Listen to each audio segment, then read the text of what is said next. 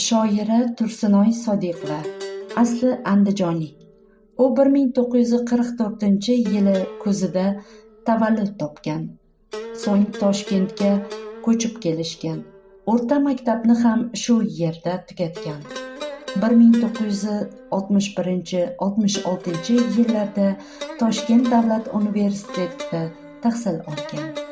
Tursunoy Sodiqovaning mehnat faoliyati o'rta maktablarda dars berishdan boshlangan.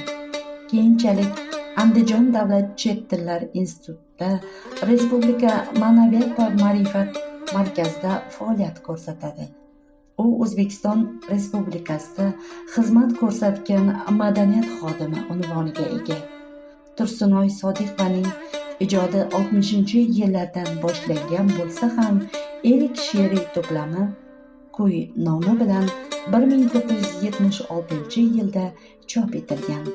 Shundan beri Gul fasli 1981, Iqbol 1984-yil, Dil gavhari 1985-yil, Izlay izlay topganim 1988-yil, Geriya 1994-yili kabi 10ga yaqin she'riy guldastalar yaratib, o'z o'quvchilariga taqdim etdi.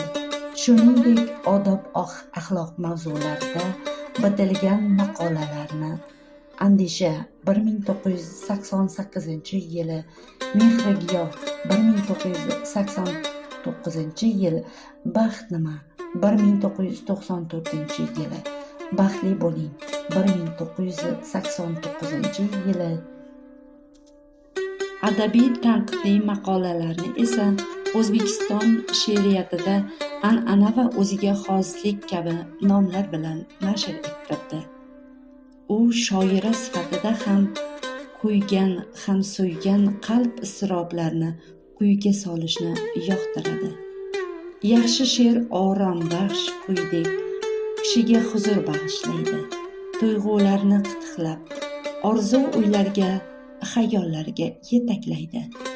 Ma'lumki, ona mavzuyu, muhabbat mavzuyu kabi boqiydir. Shoira ona haqidagi kuylar ekan, hech kimning takrorlamaydi.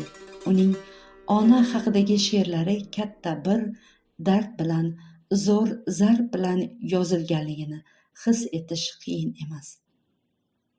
Tursunoy Sodiqova publistik sifatida ham el-yurt ardog'iga kirgan. Xususan, uning Hazrati ayol 1999-yil, Yoningdagi baxt 2000-yil, O'g'lim senga aytaman 2002-yil va boshqa publistik maqolalar to'plamlari o'quvchini hayajonga solmay, fikr-o'ylarini qo'zg'atmay qolmaydi. Muallifning ushbu kitoblari badiiy, falsafiy va ilmiy-ma'rifiy fikrlar bilan yo'g'rilgan bo'lib, oila haqida, qiz va yigitlar muammolari-yu juftlik burchi va mas'uliyatli masalalarga bag'ishlangan.